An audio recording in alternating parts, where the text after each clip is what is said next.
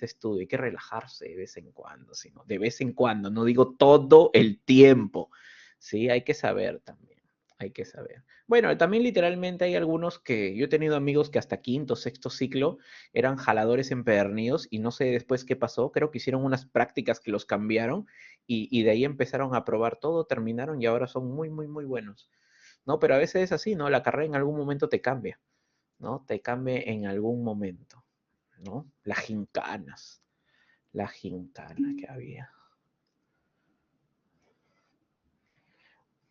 Ah, el hueco que estaba al frente, que lo desplazaron y lo pusieron cruzando el puente después, ¿no? Que al final tuvieron que abrir uno cruzando el puente, sí, sí me acuerdo. Sí, y cerraron ese también, cerraron el billar, cerraron el arcade de las maquinitas, cerraron todo, ¿no? Nos cerraban todo, porque la gente se perdía. Ah, su madre. Esas épocas eran bonitas, no me quejo de mi vida universitaria, ¿no? He aprendido y he disfrutado bastante. A ver, vamos entonces, ya vimos todo lo que es coagulación, chicos, hemos visto todo lo que es el proceso fibrinolítico, sí, todo eso. La grabación está, sí, sí, yo sé que de repente no todos han podido ingresar a la clase por X cosas, la verdad no tampoco quiero presionar ni nada por el estilo en regañarles porque lamentablemente era un día complicado, el día siguiente, Día de la Madre, no cumpleaños de alguno de los presentes, ¿no? Y que sus amigos así tan amicales, ¿no? Tan buenos amigos fueron hasta su casa a hacerle una fiesta, ¿no? Pero esos son amigos, ¿no? Entonces, por eso no dije nada, no hay problema, porque igual ven la grabación. De ahí me vengo a la hora del examen, no se preocupen, de ahí yo tomo mis represalias, ¿no? De ahí yo tomo mis represalias, ¿no? Muy bien, ahora vamos a ver los glóbulos rojos. Los glóbulos rojos, ¿sí? Los glóbulos rojos tienen diferentes formas. Yo les he puesto esta fotito acá que es interesante porque, vean, por ejemplo, el glóbulo rojo de un ave es diferente al de un humano. ¿Y cuál es la principal diferencia entre los glóbulos rojos de diferentes especies? ¿Cuál? En el caso de aves, de peces, de reptiles, etcétera, están nucleados. A diferencia del de humano y la mayoría de mamíferos, no tienen núcleo. ¿Sí? Esa es una de las cosas que ustedes pueden diferenciar si es un glóbulo rojo de un mamífero o de un ave o un reptil, ¿no? Y ya tienen algunas características. La primera es esa, que no tiene. Y la segunda son las formas, ¿no? La forma ovalada es muy característica en este caso de las aves, sapos, entonces, y ahí ya tienen que ver más cosas. ¿Qué cosas? El color, la tinción, etcétera, y algunas características morfológicas que se pueden ver, ¿no? Pero es interesante porque principalmente nosotros vamos a trabajar con glóbulos rojos de mamíferos, ¿no, profe? ¿Qué? ¿No van a trabajar con las demás especies? Sí y no a la vez. Usualmente para dedicarse a todo lo que es las otras especies, ¿no? Hay una especialidad que es la especialidad de animales exóticos. Ahora, si a alguno de ustedes le gustan animales exóticos, hay veterinarias que solo se dedican a el manejo de esos animalitos, lo que son conejos, hámster, cuyes, ¿no? Iguanas, sugar gliders, peces, erizos africanos, etcétera. Hay veterinarias que solo se dedican a eso. Una de ellas es Doctor Plumas en aviación, otra de ellas que yo conozco es Valevet, ¿no? Son de las dos veterinarias que yo más conozco siguiendo. Si alguno quiere dedicar a eso, sí, puede ir a la escuela cuando tengan las prácticas o pueden ir en el verano o en estas vacaciones de invierno y así sea un mesecito, van y aprendan, ¿no? Sí, pues les llevan a veces a Valevet, yo he visto que le han llevado tarántulas, mantis religiosas, entre otras cosas, porque, entre comillas, saben de esa forma de tratar, ¿no? Y es bien interesante, es todo un mundo, ¿no? A mí me encanta eso porque es un desafío hablando de fisio y hablando de fármacos, son un desafío esos animalitos. Tú, como digo, comunícate con la escuela antes de que empiecen las vacaciones, antes de que empiecen los finales, ¿no? Que ellos te puedan contactar con esa veterinaria. Yo tengo algunos egresados que están trabajando ahí, ¿no? Y de repente les pregunto si es que puedes ir a hacer prácticas, ¿no? Queda en Surquillo, creo. ¿Sí? Queda en Surquillo, no es una zona difícil de llegar, es bien fácil y en verdad ahí aprendes bastante de todo lo que es exótico. Si alguno quiere, vaya nomás, no vaya. La cosa es que vayan buscando prácticas donde ustedes deseen. ¿Ok? Miren, esta es la diferencia. Miren, estos son glóbulos rojos y miren la diferencia de estos glóbulos rojos. Profe, ¿y estos qué son? Estos son glóbulos blancos, ¿sí? Los que nos van a ayudar en este caso a las defensas. ¿Ok? Miren aquí el diferente diámetro de los eritrocitos en diferentes especies, ¿no? Miren que el del hombre es 7.5, 5.6 de la vaca y así. Profe, ¿y esto de qué me sirve? En realidad, literalmente para que vean las diferencias, no es algo que ustedes lo vayan a usar en clínicas si te dedican, pero sí en laboratorio sí es interesante. ¿Por qué? Aunque ahora ya todo está automatizado, antes para determinar el BCM, que es el volumen corpuscular medio que determina el tamaño del glóbulo rojo, se tenían que medir, había unas reglas especiales en los microscopios que se podía medir los eritrocitos y se hacía un promedio de todos los que ibas midiendo para ver el BCM, ¿no? Ahora todo es electrónico, todo es mucho más fácil y con eso determinadas si las células habían crecido de tamaño, estaban iguales o estaban más chiquitas, etcétera, ¿no? Por eso es importante. La pregunta más interesante es, ¿dónde se forman los glóbulos rojos? ¿Sí? ¿Dónde se forman? Los glóbulos rojos principalmente, junto con todas las demás células sanguíneas, se forman a nivel de la médula ósea, ¿sí? Se forman a nivel de la médula ósea. Y seguro ustedes ya saben que son las stem cells, ¿no? Eso lo han visto seguro en biología con el doctor Mauricio González, ¿sí? Equivoco. ¿Qué es una stem cell? A ver, ¿quién se acuerda? ¿Qué es una stem cell? ¿Quién se acuerda? ¿Sí? Ah, muy bien. Son como células madre que a partir de ellas se originan otro tipo de células. Estas stem cells de sangre se diferencian en dos.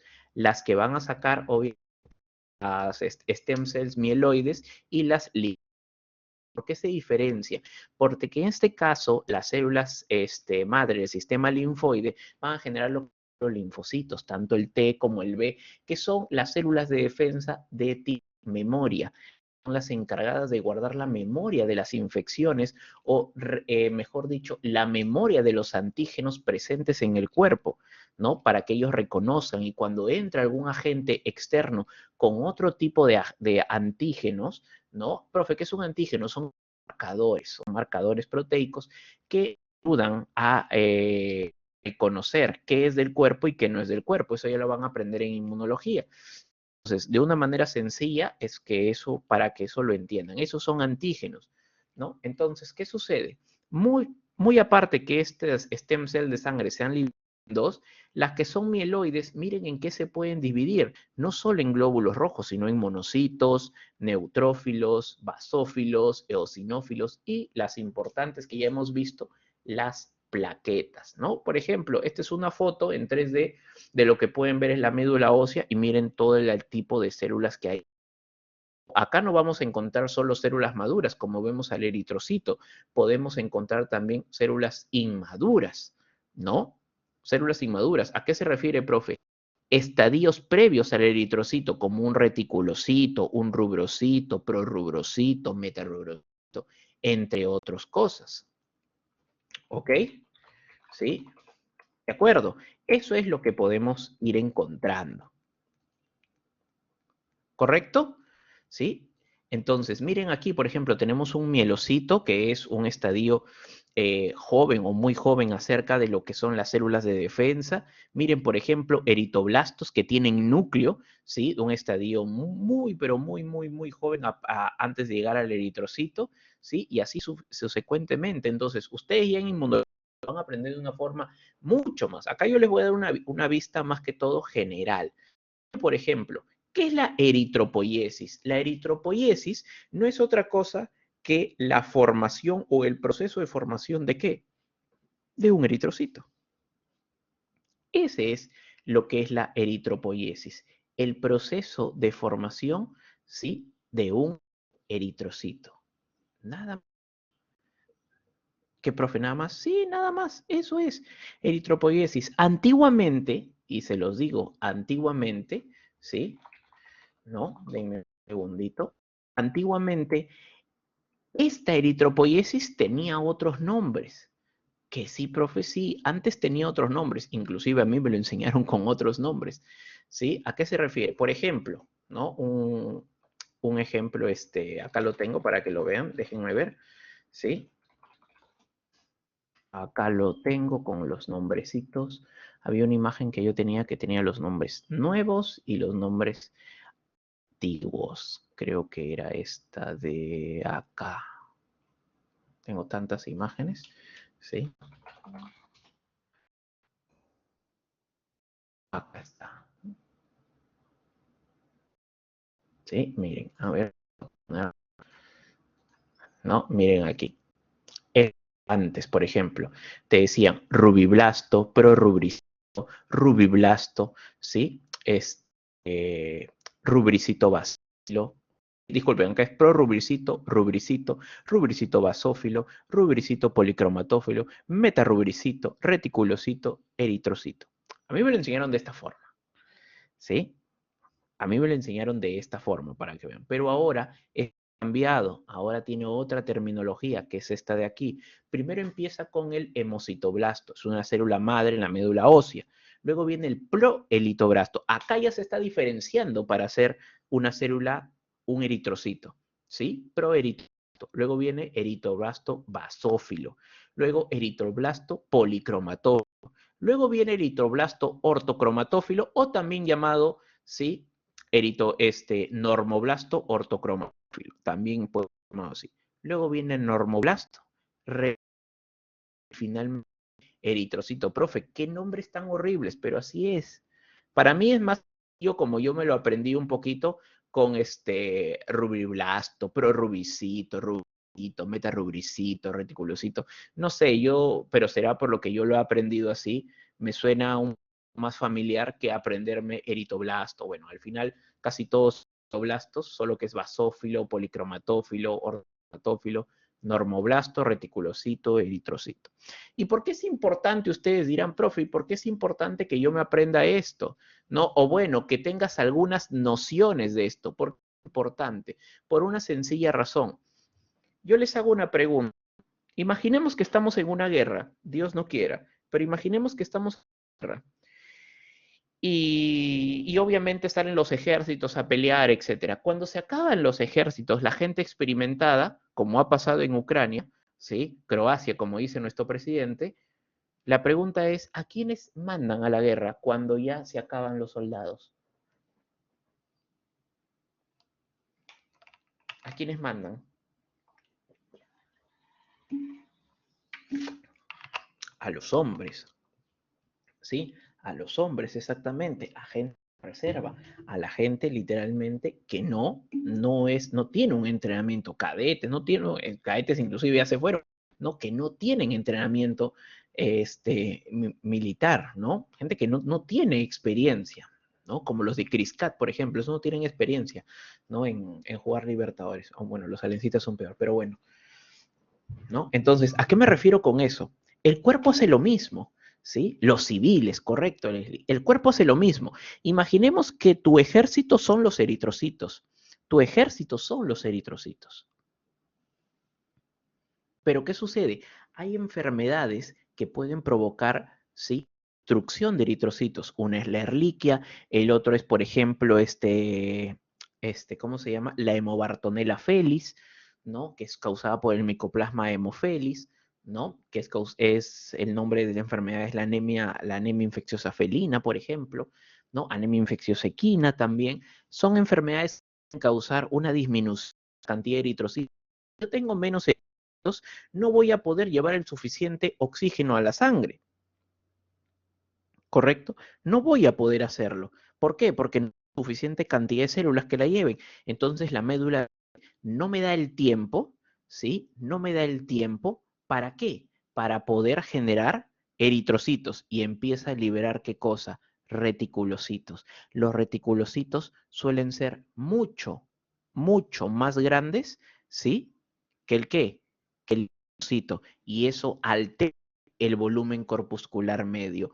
Eso altera, voy a apagar mi cámara porque está me diciendo que hay problema de conexión, ¿sí? Eso altera un poquito el volumen corpuscular medio, haciendo que aumente, ¿no? El volumen corpuscular medio, como les digo, ¿sí? Es un indicativo en el hemograma de que el tamaño de la célula está, ¿sí? Aumentando. Cuando es un BCM alto, un volumen corpuscular medio alto, quiere decir que la médula está tratando de compensar esa falta de eritrocitos por medio de reticulocitos. ¿Sí? Y si tú haces un examen sanguíneo, ¿cómo se llama esto? Ay, se me ha ido. No es un PAF. ¿No? Ahí está. Una muestra sanguínea en placa, ¿no? Un examen de sangre en placa. Y si tú empiezas a ver las células, es posible que encuentres reticulocitos o puedes encontrar hasta un normócito. Si tú encuentras alguno de estos quiere decir que la médula se está gastando todo lo que tiene por tratar de compensar esa excesiva pérdida de eritrocitos.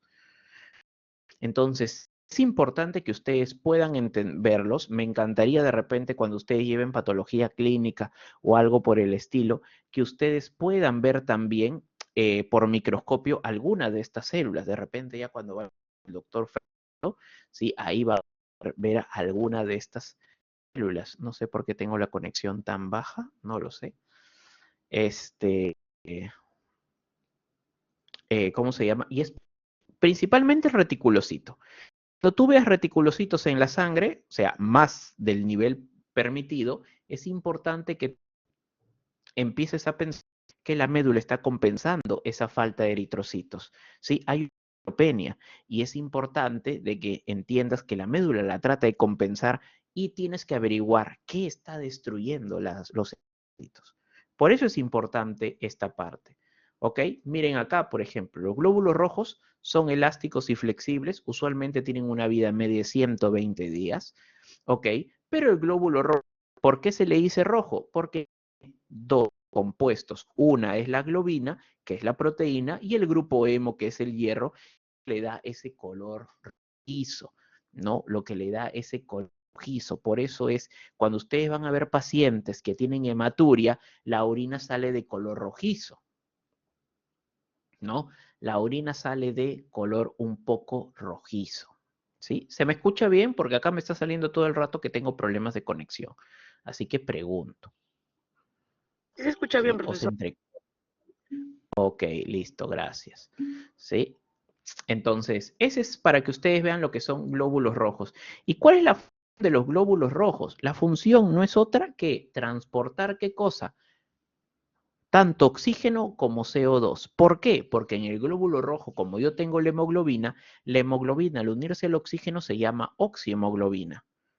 Pero cuando el oxígeno ya se separa de la hemoglobina para llegar a las células, luego el producto de desecho, que es el CO2, se une a la hemoglobina y el glóbulo rojo transporta la hemoglobina con CO2 para llevarlas a los pulmones y pueda poder ser expulsada del organismo.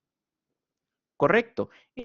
Se encarga el glóbulo rojo. Esa es la función que tiene, ¿sí? Esa es la función que tiene, ¿no? Pero acá vemos algo interesante, que, profe, pero ¿cuál es la diferencia? La oxihemoglobina es hemoglobina y la carboxihemoglobina es hemoglobina 2. ¿Cuál es el problema? ¿Sí? La unión de hemoglobina, ¿no? Con CO2, ¿sí? Suele ser más fuerte, pero si decimos la unión de hemoglobina con el monóxido de carbono es aún más fuerte, ¿sí? Es aún más fuerte. La pregunta es, ¿dónde hay monóxido de carbono? Se produce monóxido de carbono. ¿Quién monóxido de carbono? ¿Alguna nunca dormirse en el carro con las ventanas cerradas, carro prendido? ¿Han escuchado alguna vez? Nunca se deben dormir en un carro con las ventanas arriba, ¿sí? Y el carro prendido, eso jamás. Inclusive, yo les comento algo, Yo tuve una amiga que su mamá falleció de esa forma. Había llegado cansada del trabajo, ¿sí? O estaba cansada y se quedó dormida, había estacionado, se quedó dormida, se olvidó apagar el motor, hacía frío, no bajó las lunas y falleció de esa forma. Profe, ¿y por qué? Como el monóxido de carbono se une mucho más fuerte a la hemoglobina que el O2 no le permite poder desplazarse, no lo va a poder separar de la hemoglobina, ¿sí? ¿No? Entonces, ¿qué sucede con eso? Al final, ¿qué pasa? Hipoxia. Profe, ¿qué es hipoxia? Falta de oxigenación. ¿En dónde? En los tejidos. Falta de oxigenación en los tejidos. Y como mis tejidos no empiezan a oxigenarse, ¿qué ocurre? La muerte, ¿no? Eso sucede, ¿no? Eso sucede. Profe, ¿y cuáles son los niveles de oxígeno permitidos, ¿no? Cuando estuvimos en época de COVID, ¿no? En época de COVID, eh, hubo bastante desinformación con esto. ¿Por qué? Lo normal en una persona que vive a nivel del mar es que su saturación no baje de 95. Eso es lo normal. Pero ¿qué sucede? ¿No? El ministerio, por disminuir la cantidad de gente que podía llegar al hospital para oxigenarse, etcétera, puso un límite y dijo, ¿no? Si es que estás por arriba de 90, todavía estás compensado, ¿no? Si es que estás por arriba de 90, todavía estás compensado. Para los que sabemos fisio, hemos hecho anestesiología, sabemos que cuando estás por debajo de 95, ya estás en una hipoxia leve. Ya te encuentras en una hipoxia leve. Tus, tus, tus tejidos ya no se están oxigenando igual, ¿no? ¿Y qué sucedía? Lo que todos saben, la primera y la segunda ola se llevó a bastante gente por eso, por hipoxia, ¿no?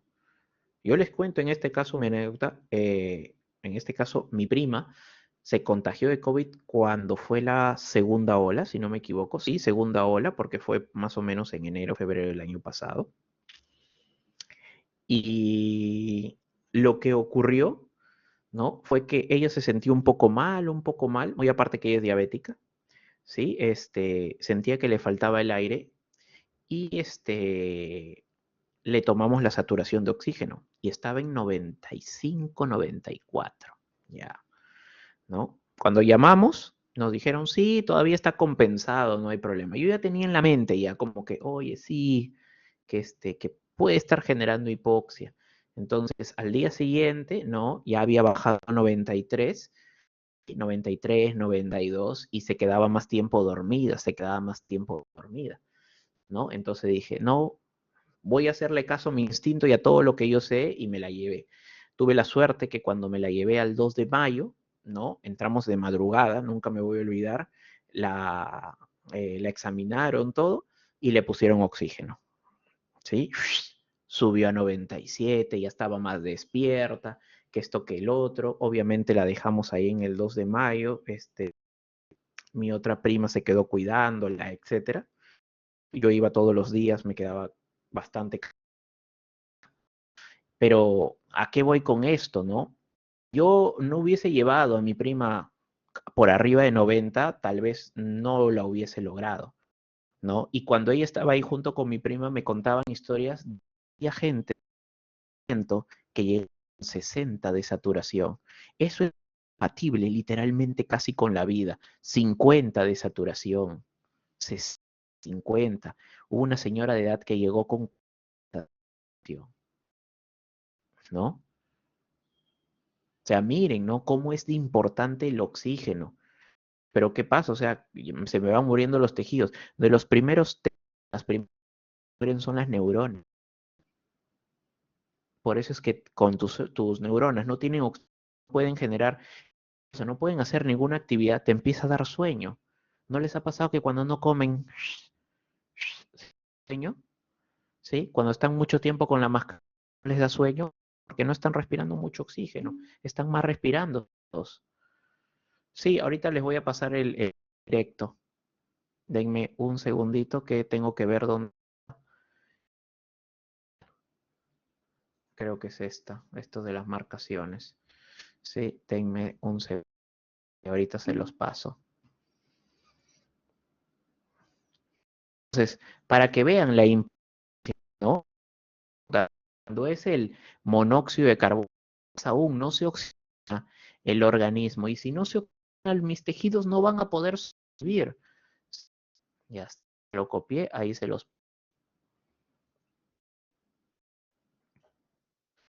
No, si se me escucha entrecortado, es mi corazón. Acción tan mala, ¿no? No sé, quiero dar un segundo, quiero cerrar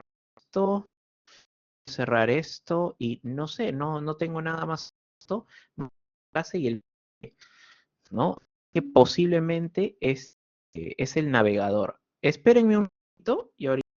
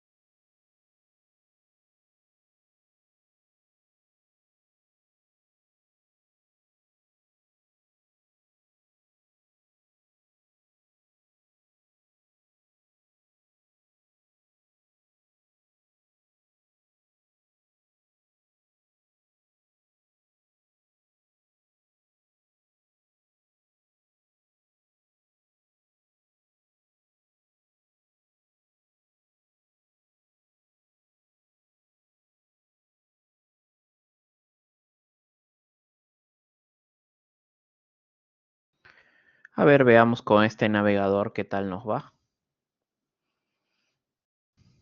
Debería ir mejor. A veces es el navegador nada más todo el problema. Ahora sí se me escucha mejor. Sí, era el Google el Chrome parece. Sí, bueno, otra vez está bajando la conexión. Pero ya se normalizará. Vamos a ir viendo. Ay, claro, si no es Movistar, si no es Movistar, es claro, pero bueno, entonces, ya entendieron, principalmente es por eso, ¿sí? Por eso es que a veces tenemos problemitas con la hipoxia. Vamos a ver ahora los glóbulos blancos. Los glóbulos blancos, chicos, se dividen en dos, ¿sí? En dos. ¿Cuáles? Que son polimorfos nucleares y los que son mononucleares. Esa es una división. De ahí existe la otra, los que son granulocitos y los que son agranulocitos. ¿Qué significa agranulocitos? Que no tienen gránulos. ¿Ok? Los polimorfos nucleares también se le conocen como granulocitos y los agranulocitos se les conoce también como mononucleares. ¿Ok? Entonces, ¿y para qué nos sirven los glóbulos blancos? Creo que la mayoría sabe esta. ¿Para qué nos sirven los glóbulos blancos? ¿Cuál es la función de estos señores? Que te llaman leucocitos. Función de estos señores de defensa, correcto. La función es defensa, defensa contra diferentes antígenos que pueden ser bacterias, virus, hongos, alergenos, entre otras cosas, ¿no? Cuando ustedes tengan, por ejemplo, un hemograma, ¿cómo se van a dar cuenta que hay una infección? ¿No? Uno de los términos que se usa, que es de lo que uno tiene que dar para hacer una infección es que aumente el número de leucocitos. Profe, ¿y cómo se llama? Los leucocitos cuando aumentan en número se llama leucocitosis. Una leucocitosis es un indicativo de que algo anda mal en el cuerpo. Puede ser es una infección, pero puede ser viral, parasitaria, bacteriana, micótica, X, ¿no? Una leucocitosis, que significa aumento en el número de leucocitos. Profe, y cuando hay pocos leucocitos, ¿cómo se conoce? Se conoce como leucopenia. Profe, ¿y qué puede ser un indicativo de leucopenia? No, virus usualmente. Virus suelen causar en un primer momento una disminución de la actividad del sistema inmune, generando una leucopenia, por ejemplo.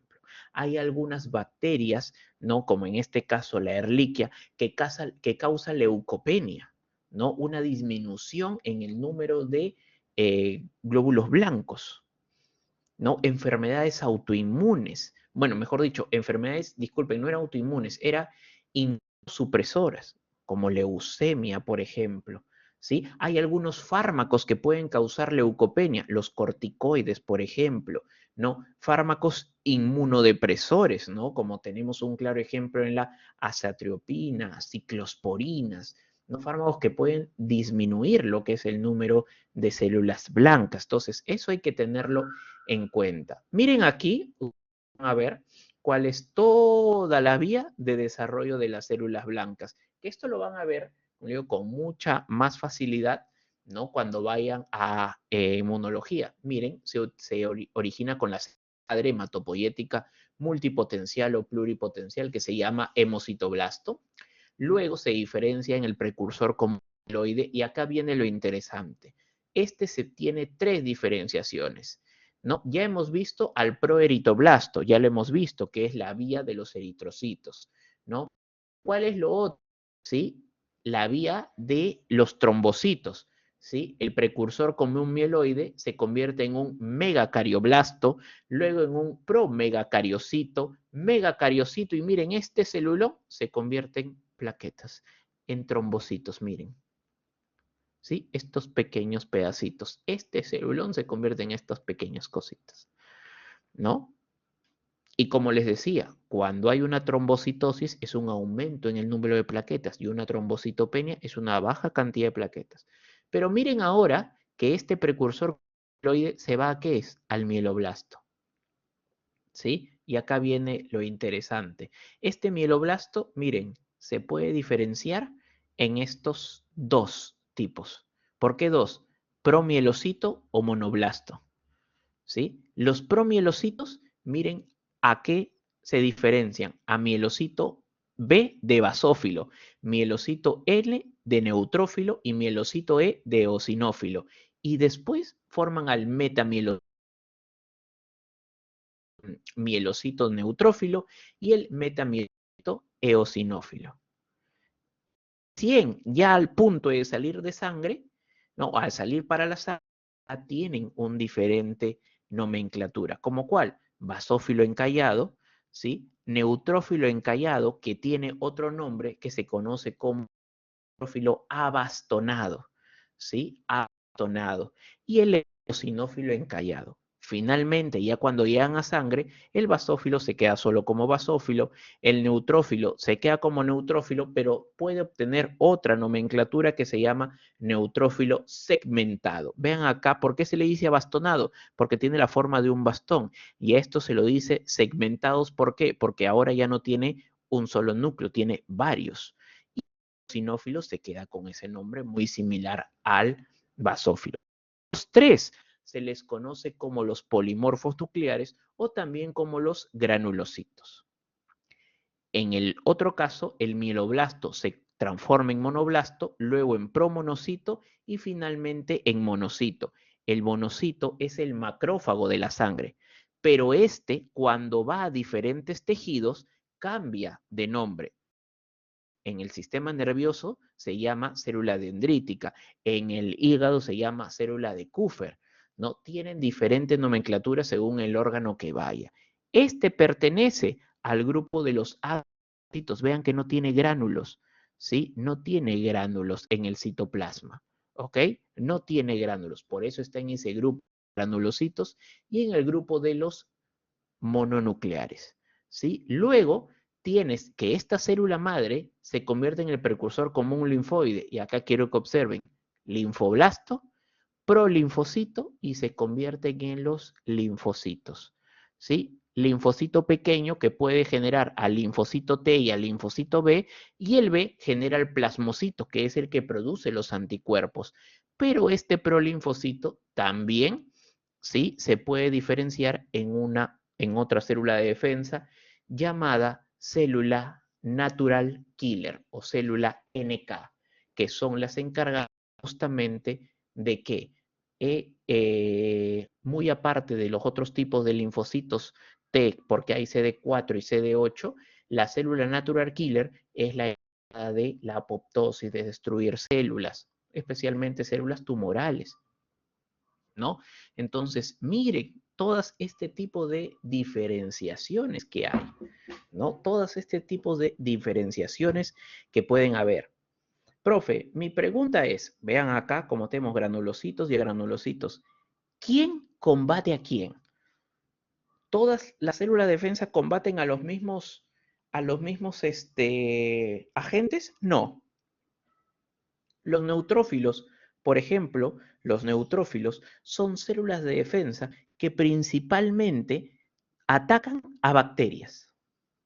Principalmente van a atacar a lo que es bacterias. Por ejemplo, cuando tengo una enfermedad bacteriana, yo voy a ver que hay una leucocitosis y yo tengo que ver en el hemograma leucocitosis por quién y tengo que ver a quién. Ahora veo los tipos de células. Si los neutrófilos están elevados, se conoce como neutrofilia. ¿Y a eso qué quiere decir? Que mi infección es principalmente por bacterias. Mi infección es principalmente por bacterias. Profe, cuando hay una neutropenia, quiere decir que, o dos cosas, o la infección ya es crónica y ya se me están acabando mis neutrófilos, o tengo una enfermedad que puede causar inmunodeficiencia. Ok, entonces más o menos vean, pero los neutrófilos están encargados de combatir principalmente a lo que son bacterias. En el caso de los eosinófilos, ¿sí? Miren aquí que dentro de su citoplasma hay bastantes gránulos de color rosado, por eso tiene ese nombre de eosinófilos, por la eosina. Los eosinófilos, principalmente, como les pongo acá, responden a infecciones parasitarias y alérgicas. Si yo tengo una leucocitosis y yo reviso el hemograma y tengo una eosinofilia, quiere decir que hay un aumento de eosinófilos. ¿Y por qué se puede dar? Por infecciones parasitarias o por procesos alérgicos, ¿no? Ahí es donde tengo que ver, ¿no? ¿Sí? Ahí es donde yo tengo que ver los eosinófilos. Y el otro grupo son los basófilos.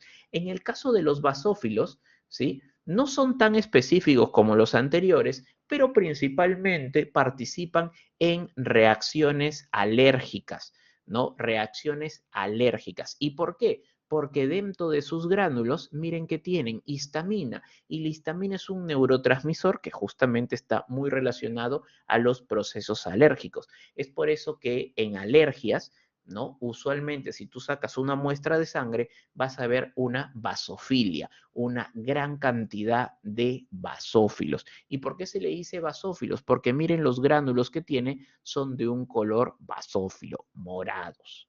Por eso se le dice los basófilos. Entonces, a manera de repaso, los neutrófilos ¿de quién se encargan? De bacterias. Los eosinófilos ¿de quién se encargan? Se encargan de lo que es parásitos y alergias. Y los basófilos, muy raro que entren a veces en escena, pero usualmente están en procesos alérgicos, ¿sí? Alergias, reacciones alérgicas, etcétera. En el caso de los linfocitos sí es interesante. ¿Por qué? Los linfocitos son y siempre van a ser las células para mí más importantes de la defensa. Los linfocitos son aquellos que pueden detectar células cancerígenas, o mejor dicho, toman la batuta para el combate de diferentes organismos, ¿no? Pero principalmente contra quién actúan? Contra los virus.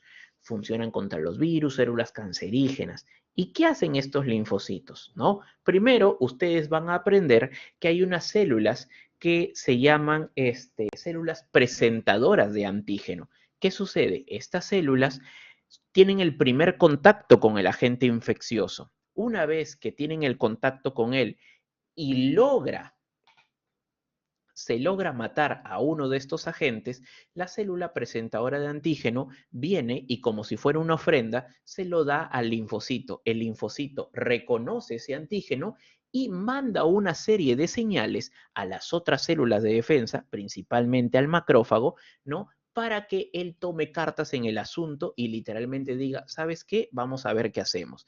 Dentro de sus funciones está el liberar citoquinas, o también llamadas interleuquinas. Profe, ¿y para qué sirven esas citoquinas? Esas interleuquinas sirven como mediadores de la inmunidad. ¿Sí? Profe, ¿por qué es que se produce fiebre? ¿No? Cuando el linfocito se le presenta el antígeno de la bacteria, el linfocito libera una interleuquina que se llama interleucina número 1. ¿sí? Y esta interleucina número 1, ¿qué hace? Llega hasta el hipotálamo, produce prostaglandina E2, y esta prostaglandina aumenta la temperatura. ¿Por qué? Como les decía a mis estudiantes de fármaco, y creo que también se lo dije a usted, el cuerpo es un kamikaze, ¿no? Cuando tiene una infección, el cuerpo aumenta la temperatura porque sabe que las bacterias no suelen aguantar las temperaturas altas, pero cuando hay bacterias que sí, el cuerpo no para y la sigue aumentando, la sigue aumentando, la sigue aumentando. No le importa que él muera en el objetivo, pero que la bacteria muere, muere. Por eso el cuerpo es un kamikaze. ¿Sí? No hay mejor forma de escribirlo. Entonces, ese es un ejemplo de una interleuquina. Otra, la interleuquina número 2, ¿qué hace? Llama más linfocitos para que puedan liberar más interleuquinas, ¿sí? Y potenciar al sistema inmune. ¿Ok? Esa es la tarea de los linfocitos. ¿Sí? Miren aquí, y hay de dos tipos, los linfocitos T, CD4 y los linfocitos T, CD8. ¿De qué se encargan? En el caso de las células T, CD4, como ven acá, son las que principalmente, ¿no? Por ejemplo, la CD4 TH1, que eso lo van a ver en inmunología, esta es la encargada de ¿qué? Miren, de potenciar al macrófago para que pueda destruir a las bacterias. Miren aquí. Profe, pero usted me dijo que los neutrófilos son los que se encargan de la bacteria. Sí, en una primera instancia, cuando la infección ya se hace más incontrolable, ahí es donde vienen los linfocitos y el macrófago para decirle, ¿sabes qué? Yo me encargo.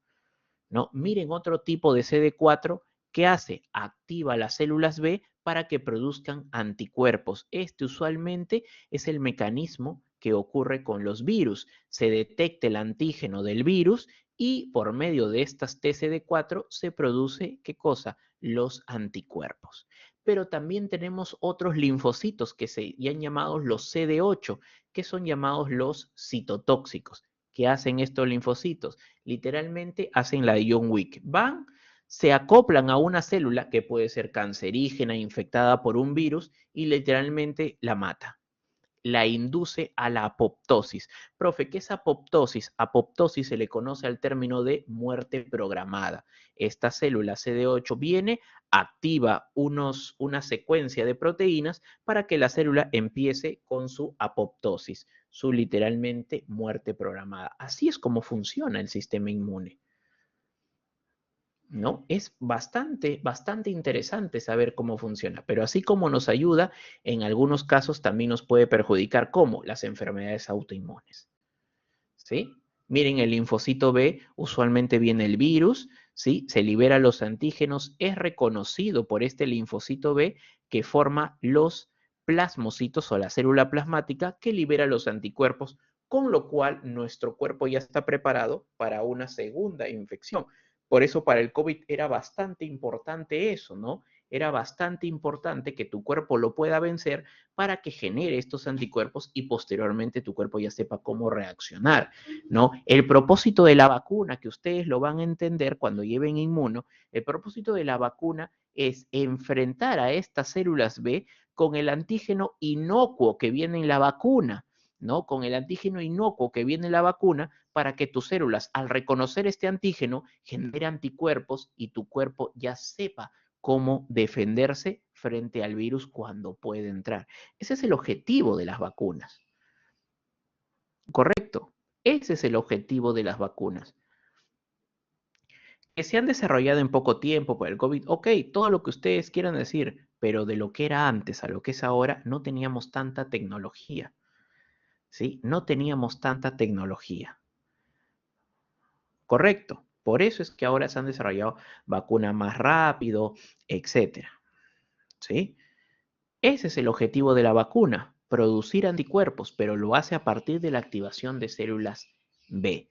Pero para eso, si tú te das cuenta, te están poniendo una parte del virus. Hay diferentes tipos de vacunas, de virus vivo, de virus atenuado, de virus muerto, y ahora que son las últimas que nos han puesto a nosotros, las de ARN, ¿no? Entonces, vean cómo es esto. Literalmente es darle a tu cuerpo la forma en que se pueda defender. Los monocitos, ¿no? Son células mucho más grandes de defensa, son las células más grandes de defensa que existen y literalmente estos son nuestros mejores soldados, ¿sí? Como les dije, según en determinado órgano que vaya, va a cambiar de nombre. En la sangre se convierte en monocito, pero cuando va, por ejemplo, al cerebro se conoce como células dendríticas, ¿no? Si no me equivoco, no son células dendríticas completamente, son astrocitos. ¿No? Cuando van al hígado son las células de Kupffer y así sucesivamente, ¿no? Entonces cambian, pero ¿de qué se encarga? Son literalmente nuestras mejores defensas cuando las infecciones se pueden tornar de moderadas a crónicas, ¿ok? Miren, ¿qué hace el monocito que también se conoce como macrófago? Miren aquí, ¿sí? Este es el macrófago y este es el virus. El macrófago, ¿sí? Literalmente se traga, ¿sí? Se traga el virus, ¿no? Y el virus ya está dentro del macrófago en el citoplasma. Y miren, yo tengo acá lisosomas, ¿no? ¿Qué sucede? Esto de acá, el procedimiento por el cual el macrófago está tratando de asimilar el virus es para formar un fagosoma. Una vez está el virus dentro del fagosoma, se unen los lisosomas y forman el fagolisosoma, que es literalmente la función del fagosoma con los lisosomas. ¿Para qué? Para que el virus sea destruido ¿por quién? Por los lisosomas, por las enzimas proteolíticas. Una vez es destruido, el macrófago lo bota. Y estos antígenos son usados, ¿sí? Justamente por los linfocitos B para producir anticuerpos. Pero si ustedes se dan cuenta, se necesita que el macrófago lo pueda destruir. Ese es el objetivo, esa es la función de las células B. Aquí les he puesto un pequeño resumen para que ustedes puedan ver, ¿no? Acerca de este tipo de células. Miren aquí, neutrófilos segmentados, ¿sí? Neutrófilos encallados, que son los abastonados, linfocitos, monocitos, eosinófilos y los diferentes bastófilos, ¿no? Para que ustedes puedan ver. ¿Hasta ahí alguna preguntita? ¿Alguna duda?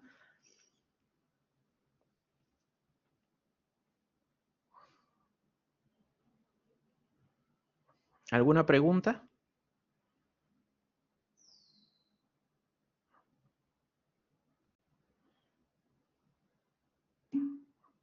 ¿Todo bien? ¿De qué se encargaban los TD8? Son los que se conocen como linfocitos T citotóxicos, estimado Joaquín.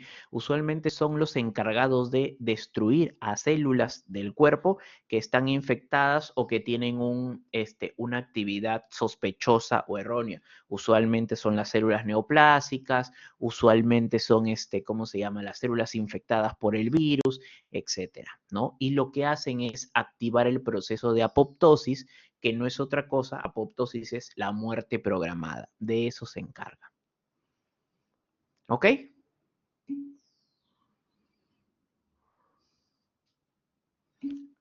¿Sí? ¿A qué te refieres ¿a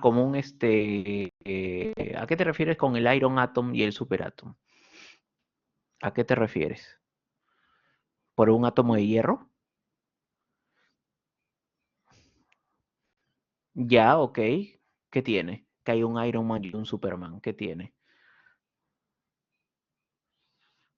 ¿A qué te refieres? ¿A esos que no les pasa nada? ¿A esas personas que por más infección que tengan no les pasa nada? ¿A eso te refieres?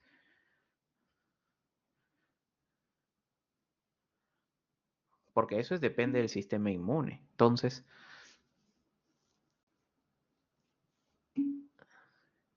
sí, bueno, no lo entendí. No lo entendí. Sí, sí, sí, no entendí. O lo has hecho mal o no se entendí.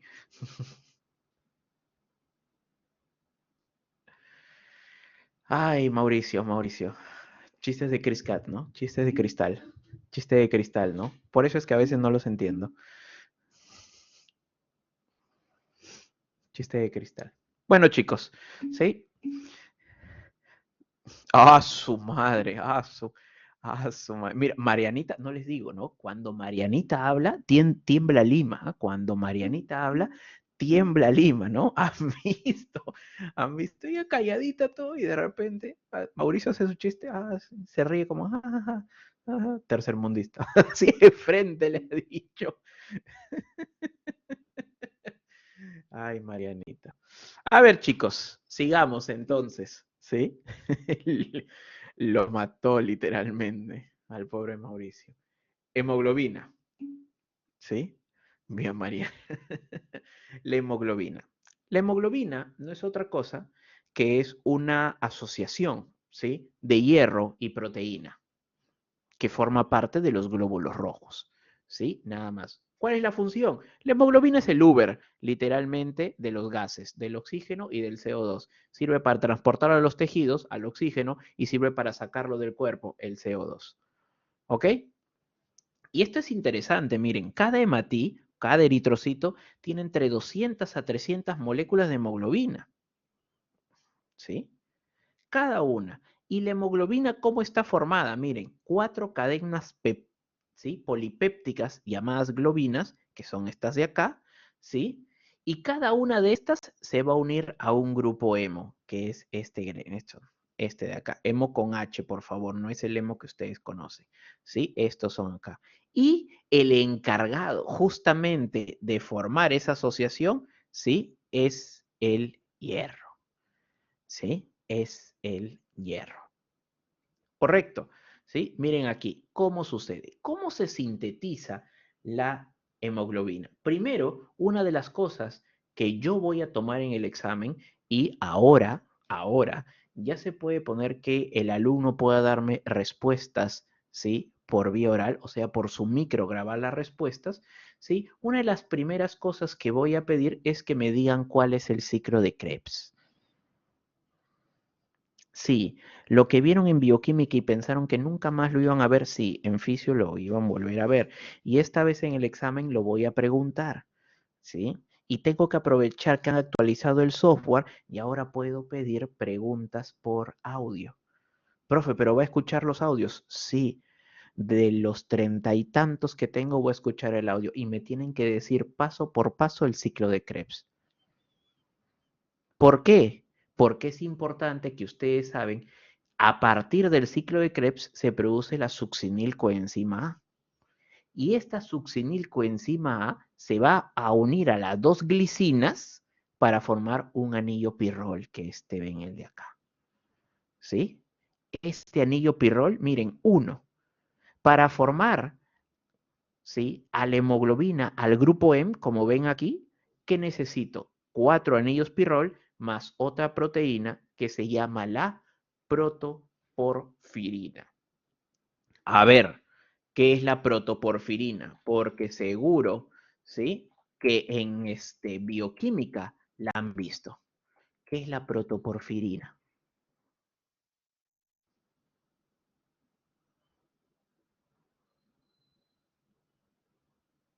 ¿Mm? ¿Qué es la protoporfirina?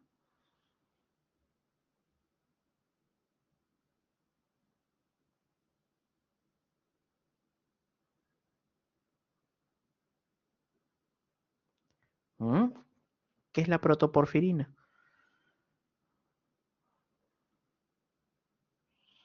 A ver, ¿quién se acuerda? No me pueden decir que no la han visto. La doctora Elida yo la conozco y sí o sí se los ha enseñado.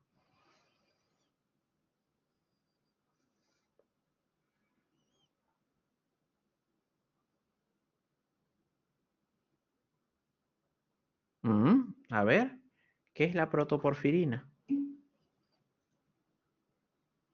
Claro que ayuda a producir hemoglobina, claro. ¿Solo hemoglobina? ¿Y qué tiene que ver la intoxicación por plomo? A ver, a ver. San Google, ¿sí? Ya están igual que Marianita, usando la información de San Google. ¿Sí? A ver, pues, pero a ver, díganme, ¿para qué sirve la protoporfirina para la intoxicación por plomo? A ver, ¿quién me dice?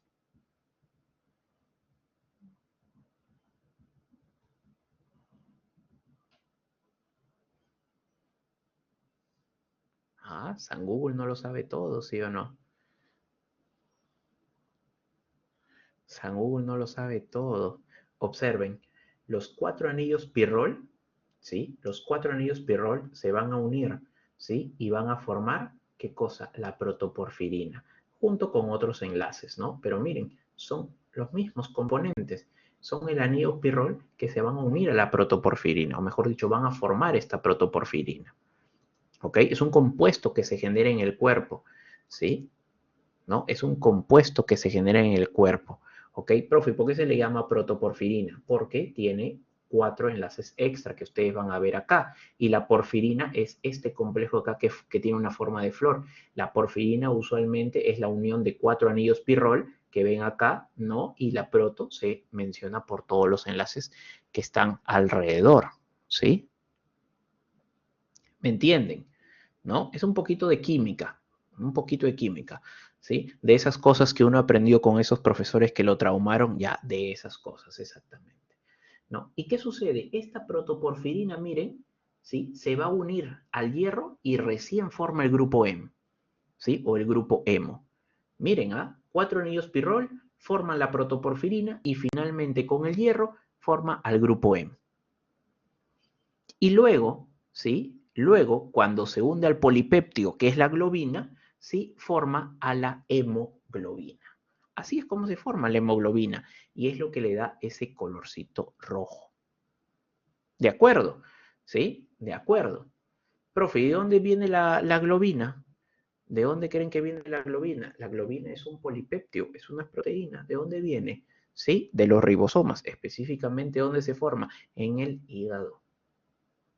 Ah, muy bien. Observen acá para que vean el ejemplito, ¿no? Miren, aminoácidos, ribosomas, todo eso ocurre, ¿no? En la mitocondria, miren, ribosomas, ¿sí? Se va formando lo que es las globinas, ¿no? Y miren, la globina se formó a partir de los aminoácidos, ¿no? Aquí las dejan. Entonces, observen, en la mitocondria ocurre el ciclo de Krebs, se libera la succinilcoenzima A junto con la glicina que va a formar, ¿sí? Van a ayudar a los anillos pirroles y después de una serie de reacciones forman a la protoporfirina, que al unirse con el hierro que viene de la sangre, que lo trae usualmente ¿cómo se llama esta proteína? Se me ha ido el nombre de esta proteína. Una de las proteínas más grandes en la sangre. Se me ha ido ahorita el nombre. Una es la globina y la otra es la albúmina, ahí está. La albúmina lleva al hierro y lo deposita dentro de la célula para que, miren, se une a la mitocondria, se une a la protoporfirina y forma el grupo M. Esto se une a la globina y recién ahí forma a la hemoglobina, ¿no? Para que ustedes puedan ver, y los depósitos de ferritina también pueden liberar fierro. Todo esto ocurre ¿en dónde? En el hígado, ¿sí? Y después, obviamente, ya forma a partir de los glóbulos rojos, ¿no? Entonces, todo esto forma, ¿no? ¿Sí? Médula ósea. Recuerden que justamente el hígado también es un órgano y junto con el vaso, si bien no forman células, también sirven para degradar este tipo de células. Usualmente toda esta reacción ocurre en la médula ósea, pero hay órganos como el vaso, el hígado, que pueden también ayudar a producir una pequeña cantidad de glóbulos rojos, ¿sí? Ya sabemos qué hace la hemoglobina, que transporta el oxígeno y el CO2, pero ahora lo interesante es, ¿qué pasa cuando el glóbulo rojo, ¿sí? Ya cumplió su tiempo, ¿sí? Ya cumplió su tiempo, estos ya tienen más de 120 días, ¿no? ¿Qué sucede? Miren aquí, un glóbulo rojo que ya tiene o ya superó sus 120 días, una de las primeras cosas que hace, entra o es fagocitado. ¿Por quién? ¿Por quién? Por una célula de defensa mononuclear, en este caso el monocito. El monocito fagocita al glóbulo rojo y dentro de él se produce, se destruye y se separa en qué? El grupo hemo, ¿sí? Se separa en monóxido, biliverdina y hierro. Miren cómo ha destruido el glóbulo rojo, ¿sí? Cómo ha destruido al glóbulo rojo. Literalmente en su grupo hemo, la biliverdina, ¿sí? CO y hierro. Correcto, correcto, ¿sí? Lo vuelvo a decir, el glóbulo rojo es fagocitado por el macrófago y separa, ¿sí? Al glóbulo rojo lo destruye y queda el grupo hemo. Y este grupo hemo, ¿sí? Es degradado por esta enzima que ven acá, la hemoxidasa, y ahí se produce la separación con el hierro, y este grupo hemo, esas proteínas, se convierten en una que se llama biliverdina, ¿sí? El hemo se convierte en biliverdina, ¿correcto? ¿Qué sucede ahora? Esta biliverdina va a entrar a una reacción por medio de una enzima que se llama biliverdina reductasa y se va a transformar en la que todos conocen como bilirrubina, pero se le conoce como bilirrubina no conjugada, ¿ok? Como bilirrubina no conjugada. ¿Correcto? ¿Sí? Hoy otro nombre que se le da, ¿cuál? Bilirrubina indirecta. Puede ser bilirrubina no conjugada o bilirrubina indirecta. ¿Correcto? ¿Sí? Entonces, una vez que se ha producido esto, esta bilirrubina no conjugada, ¿sí? Por medio de la albúmina, ¿va a llegar a dónde? Va a llegar al hígado. Por medio de la albúmina va a llegar al hígado, ¿sí? Y este hierro, ¿sí? Por medio de una proteína que se llama la transferrina, ¿sí? Va a tener dos sitios a donde irse. Uno, a la médula ósea roja para seguir formando glóbulos rojos y el otro al hígado para hacer ¿qué cosa? Para ser almacenado como ferritina, ¿sí? Para ser almacenado como ferritina. Pero lo que interesa es esta bilirrubina no conjugada o también llamada indirecta. Una vez que se ha unido a la albúmina, es transportada hacia el hígado. Profe, ¿qué tiene? En el hígado es donde se dan literalmente la mayor cantidad de reacciones. Dentro del hígado se dan las reacciones de conjugación. Las reacciones de conjugación sirven usualmente para inactivar sustancias, para que puedan ser excretadas adecuadamente en el cuerpo.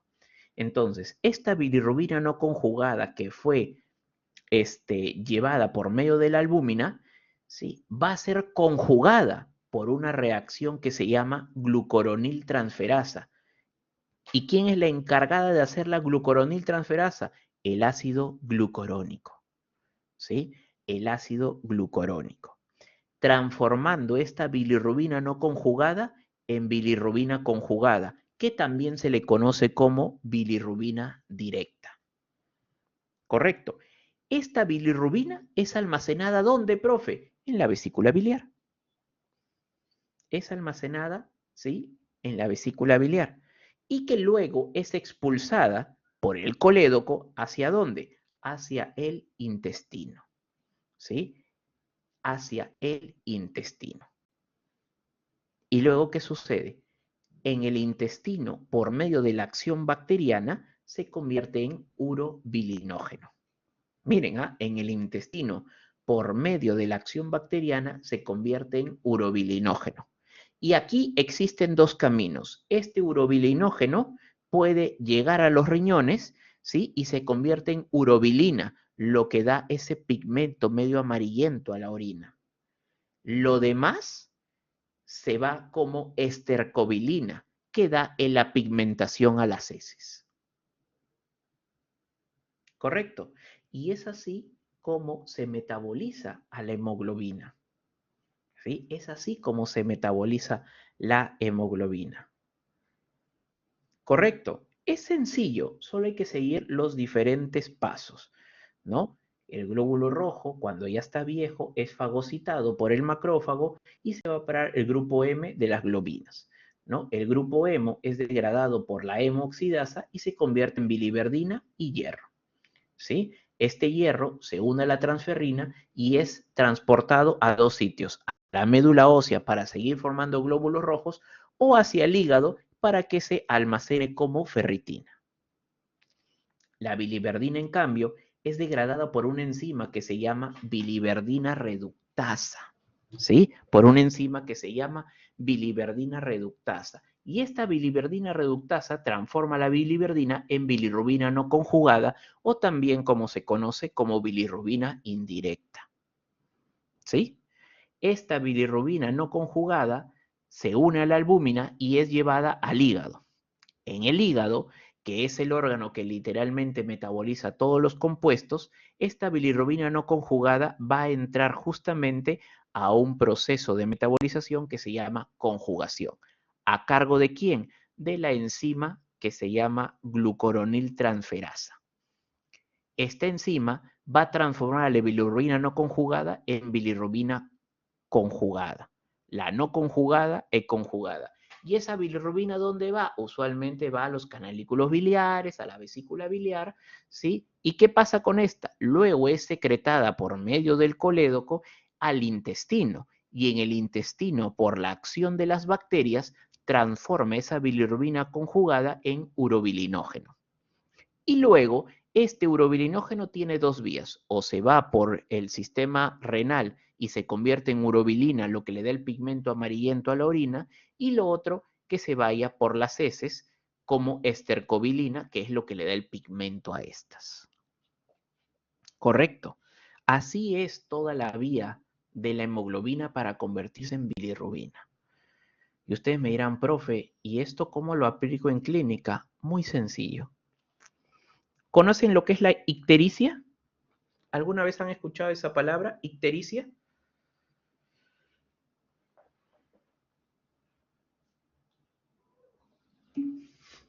¿Qué es la ictericia?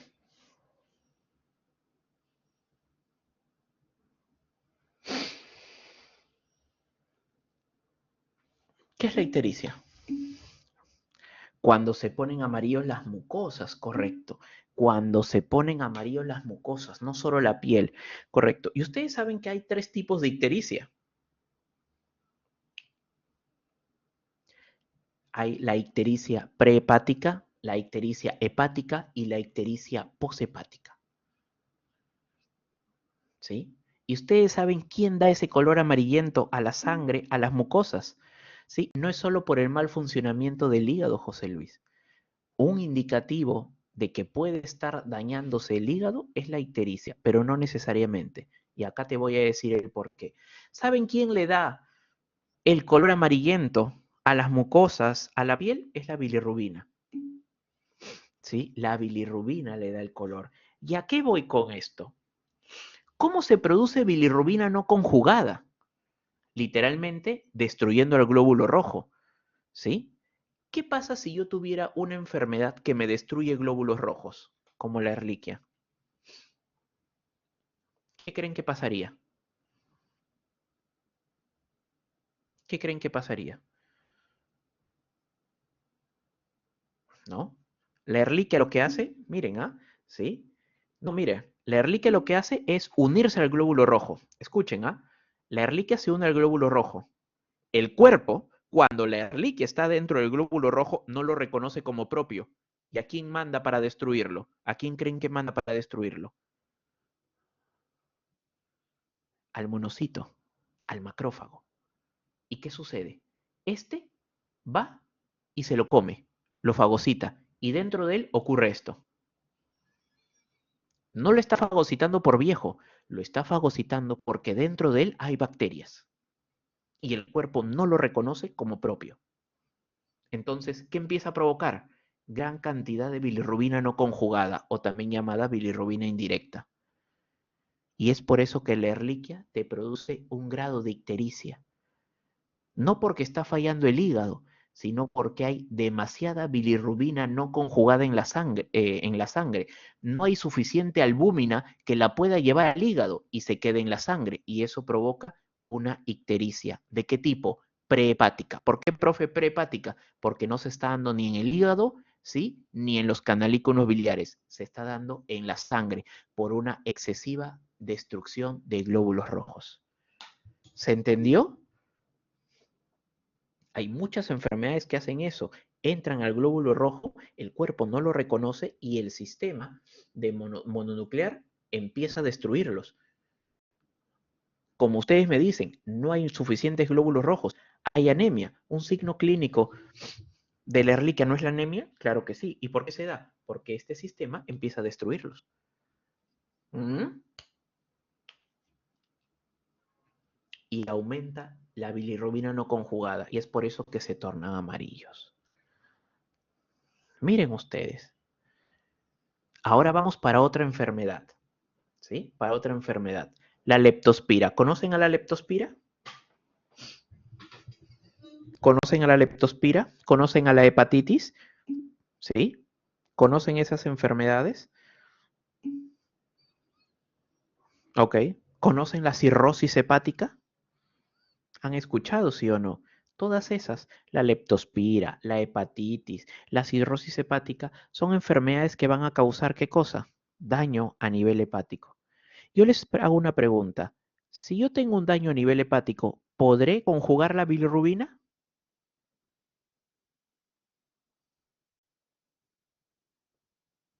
Si yo tengo daño hepático, ¿podré conjugar la bilirrubina? ¿Mi hígado estará apto para conjugar la bilirrubina? ¿Está apto para metabolizar la bilirrubina? ¿Un hígado dañado? No, no lo va a estar. ¿Y qué pasa? Si mi órgano no puede metabolizar la bilirrubina, ¿qué va a pasar? Esta bilirrubina no conjugada se va a empezar a aumentar, aumentar, aumentar, aumentar. Pero no es por un exceso de destrucción de glóbulos rojos, sino por quién? Porque el hígado no puede metabolizar esa cantidad de bilirrubina que está llegando. Y a eso, ¿cómo se le llama? Ictericia hepática, donde el problema es el hígado. En la leptospira se ve bastante pacientes que tienen ictericia porque hay daño hepático por la leptospira. ¿Mm? ¿Sí? Porque hay daño hepático. Profe, ¿y cómo usted sabe que es una ictericia prehepática con los exámenes de sangre nada más? Muy sencillo. ¿Cómo sé que es una ictericia prehepática? Porque tengo la bilirrubina no conjugada aumentada en valores normales. O sea, supera los valores normales. Profe, ¿usted cómo sabe que es intrahepática? Porque voy a tener la no conjugada ligeramente aumentada y la conjugada la voy a tener en valores bajos. ¿Por qué? Porque el hígado no le está pudiendo metabolizar adecuadamente. ¿Sí? No le está pudiendo. En la prehepática, escuchen, en la pre, lo vuelvo a repetir, la no conjugada está altísima y la conjugada está en valores normales, porque el hígado está tratando de metabolizarlo, está haciendo todo lo que puede. Pero en la hepática, o la que se conoce como intrahepática, la no conjugada, ¿sí? Es posible que esté en valores normales, como puede estar un poquito alta, pero la conjugada sí va a estar en valores bajos. ¿Por qué? Porque el hígado no puede producirla, no puede metabolizarla. Y ahí se produce la ictericia por la leptospira y esos tipos de enfermedades que causan daño hepático. Profe, y la poshepática es la más sencilla. ¿Por qué? Porque es simplemente causada, ¿por qué? Por una obstrucción del colédoco o los canalículos biliares. ¿Alguna vez han conocido a una persona que dice que tiene piedras en la vesícula?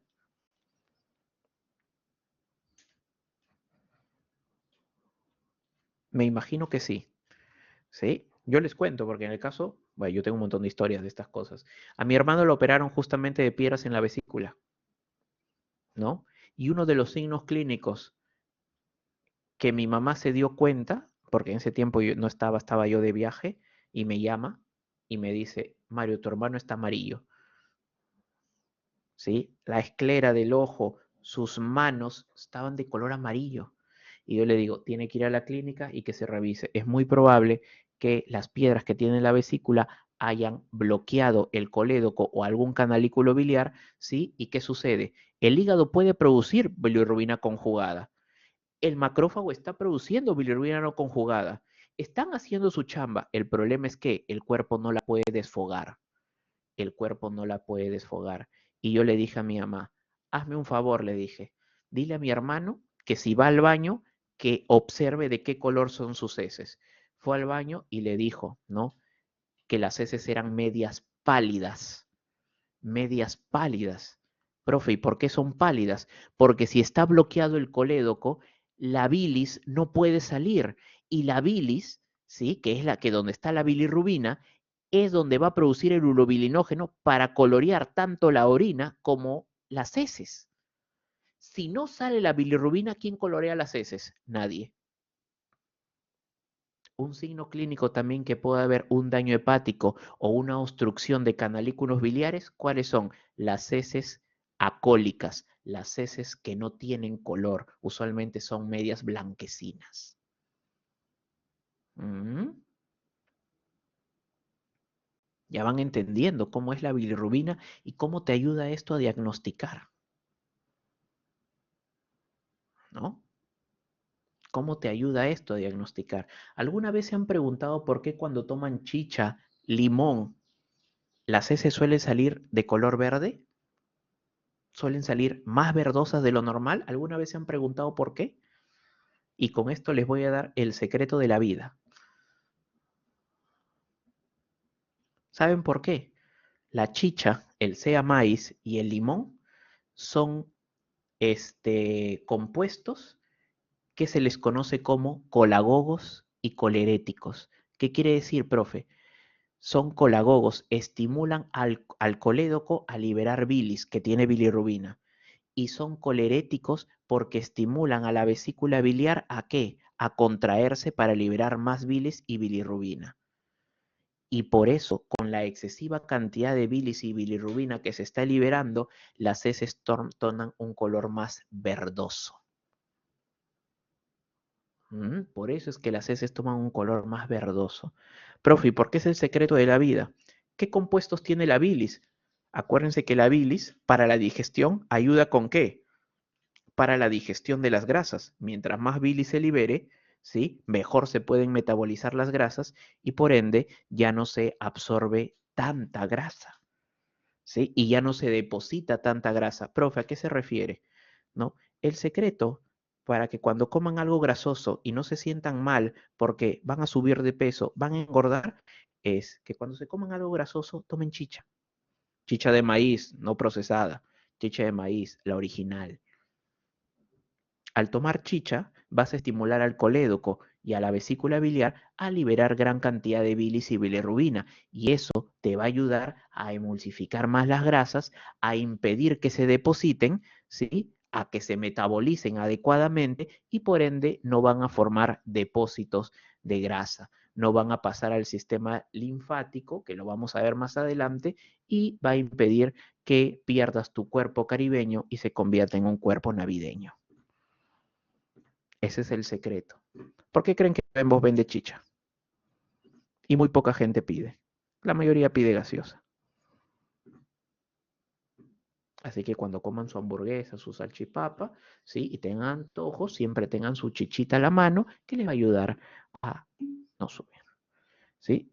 Yo sí, a mí me encanta la chicha. Yo tomo harta cantidad de chicha. Bastante. Uno, porque me gusta. Dos, porque yo tengo tendencia a sufrir de presión alta por mis padres. Y la chicha tiene propiedades, ¿no? ¿Cómo se llama? Hipotensoras, ¿no? Yo tomo chicha siquiera 2 veces a la semana. Yo siquiera tomo chicha 2 veces a la semana. Y eso me ayuda a manejar mi presión arterial. Bueno, nunca he tenido problemas, pero nunca más está mal en prevenir. ¿Mm? Sí, miren aquí, de una forma un poco más sencilla, glóbulos rojos degradados por los macrófagos y médula ósea, el grupo E, bilirrubina no conjugada, llega al hígado por la albúmina, se convierte en bilirrubina conjugada, ¿sí? Por medio del ácido glucurónico, y esto es depositada a la vesícula biliar. Y después, esta vesícula biliar libera el bilis por medio del colédoco al intestino grueso. Se vuelve a absorber en forma de urobilinógeno, ¿sí? Y llega, ¿no? Al riñón para convertirse en urobilina y obviamente poder excretarse, ¿no? Y el resto se convierte en estercobilina que da la coloración a las heces. Y nada más. Eso es cómo se degrada la hemoglobina. Y hasta aquí, queridos amigos, ¿alguna pregunta? Esta es la clase del día de hoy. Completar lo que era sangre. ¿Alguna pregunta? ¿Alguna duda?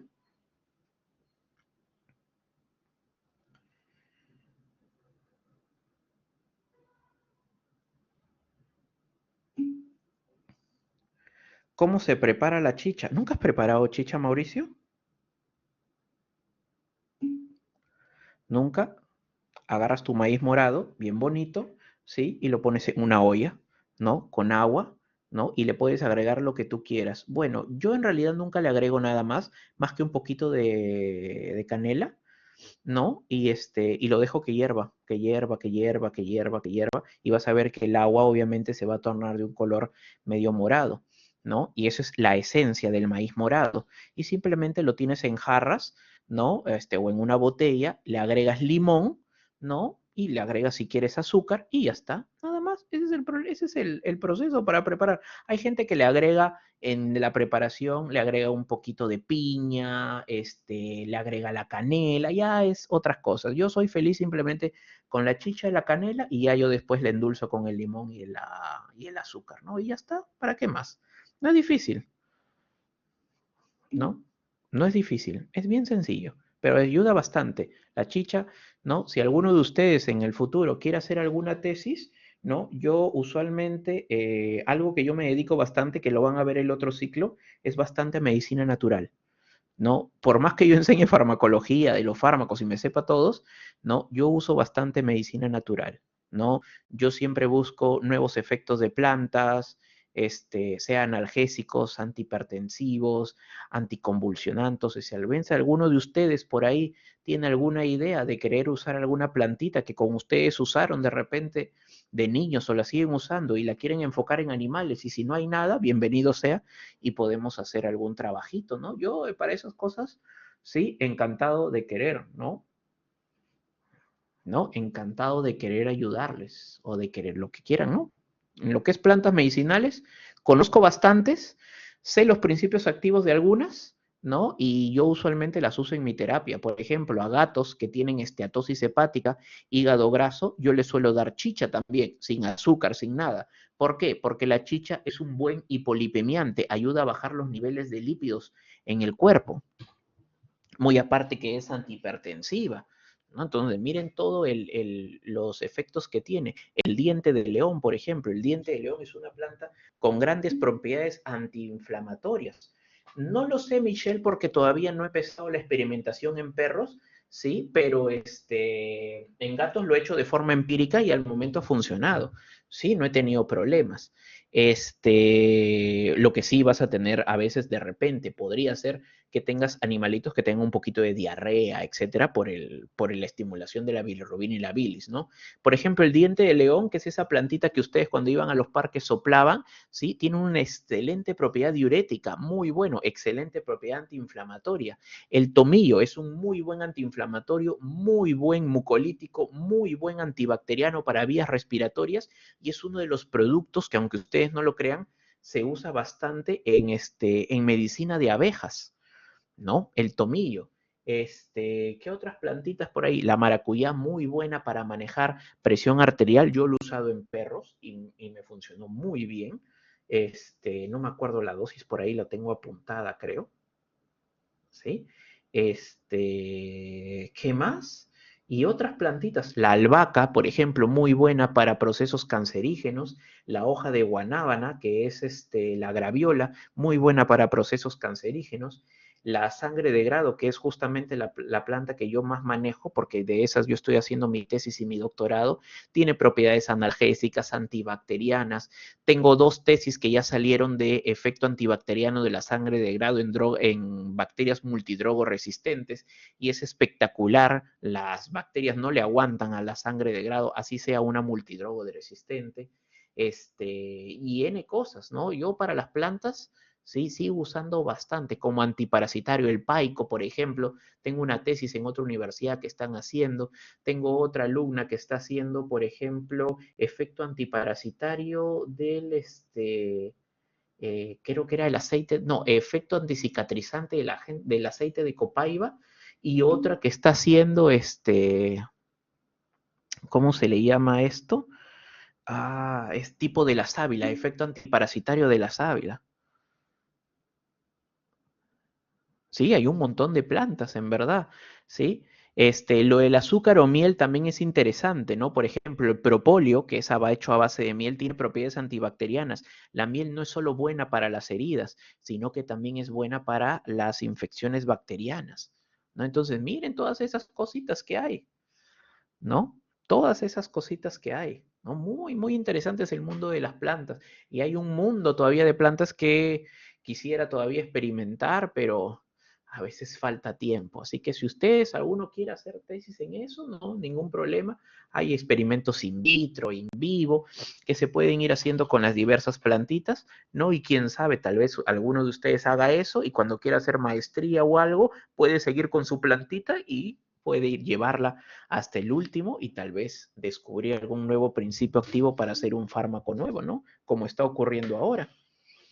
Y así es. Eso es la medicina de plantas, la fitofarmacología o la farmacognosia, como se le conoce.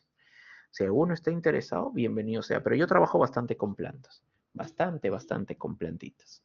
Siempre me ha gustado. Muy bien, amigos míos. ¿Sí? Los animales que tienen anemia, no necesariamente, estimada Juliana, no necesariamente, porque habría que ver cuál es lo que está causando la anemia, ¿no? Porque puede ser anemia porque se puede estar perdiendo sangre, ¿no? Se puede estar perdiendo sangre por orina, etcétera. Usualmente la anemia está relacionada con la ictericia cuando hay un agente infeccioso. Como por ejemplo, la Ehrlichia lo que hace es entrar al glóbulo rojo, ¿sí? Y expresa antígenos. Entonces, el macrófago o el sistema de defensa ya no reconoce a ese glóbulo rojo como del cuerpo, lo reconoce como extraño y lo fagocita, lo destruye. ¿Me entiendes? Ahí sí se puede producir la ictericia. Pero usualmente la anemia, no es que yo diga, tengo anemia, tengo ictericia, no, habría que ver la causa de la anemia. De repente tienes una mielosupresión, tu médula no está produciendo suficiente cantidad de glóbulos rojos, no estás, el paciente no está consumiendo demasiada cantidad de hierro, puede estarse perdiendo alguna cantidad de glóbulos rojos en algún lado, puede haber secuestro de glóbulos rojos por el vaso, ¿no? Entonces, puede haber muchas cosas, en verdad, que puede causar anemia. Pero que yo te diga que anemia esté relacionada con ictericia, no, no, no, no, no. Sí, que la ictericia es causada por una excesiva destrucción de glóbulos rojos y que la ictericia casi siempre está acompañada con anemia, sí, pero que la anemia está acompañada con ictericia, no. Ahora, cuando te hablo de esa ictericia, es la ictericia prehepática. La ictericia prehepática siempre está acompañada con anemia. ¿Sí? Siempre, porque la prehepática es por destrucción de glóbulos rojos. Sí o sí, es así. Correcto. Pero si tú me hablas de ictericia intrahepática, poshepática, no, absolutamente nada que ver. Ahí, no, ahí en la intrahepática es un problema en el hígado, ¿no? Y en la poshepática es un problema de obstrucción de canalículos biliares, de colédoco, etcétera, ¿no? Entonces, la anemia no está relacionada con la ictericia prehepática. La ictericia prehepática sí casi siempre vas a tener un cuadro de anemia. Correcto. ¿Alguna otra preguntita, alguna otra duda? Recuerden, señorita delegada, la otra semana nos toca la evaluación de este tema de sangre, las dos clases que hicimos, ¿sí? Tanto la del sábado, que fue la tipo de recuperación, y la del día de hoy, ¿sí? El próximo martes es el examen del tema de sangre y también hacemos cardiovascular. ¿De acuerdo? Sin más, chicos, entonces hasta aquí nos vamos a quedar. Son casi libres por la voluntad, ¿sí? Del señor Conejo, que lo ven ahí. Siempre está acá en las clases escuchando tranquilamente, ya sabe todo lo que digo, ¿no? Así que vayan, aprovechen el tiempo y ya nos estamos viendo el día de mañana para la clase práctica y el día viernes también para la clase práctica. ¿Sí? ¿Correcto? Cuídense, nos vemos. A ver, ¿cuántas preguntas vienen para el examen? Sí, más o menos serán 6 preguntitas como siempre. 6 preguntitas como siempre. Sabes que yo no pregunto muchas. Pero esta vez voy a cambiar preguntas. Profe, ¿qué? Usualmente usaba la de otros ciclos, pero por ahí que he visto que hay alumnos que hacen las preguntas en 3 minutos, digo, ya las deben de tener. Así que llegó el momento, sí, llegó el momento de crear nuevas preguntas y me siento bastante creativo. El fin de semana voy a crear algunas por ahí, bonitas, hermosas. ¿No? No les quito tiempo, va a ser 15 minutos, pero sí voy a crear otras preguntitas un poquito más hermosas. Solo de sangre, Kiarita. Solo el examen va a ser de sangre. Solo de sangre. Yo no tomo ya nada de nervioso. Son cancelativos, ¿sí? Ya no estamos en esos tiempos de que cada examen viene todo. Ah, tiemblo solo de pensar esos tiempos. ¿Ok? Cuídense. Nos vemos, chicos. Hasta luego.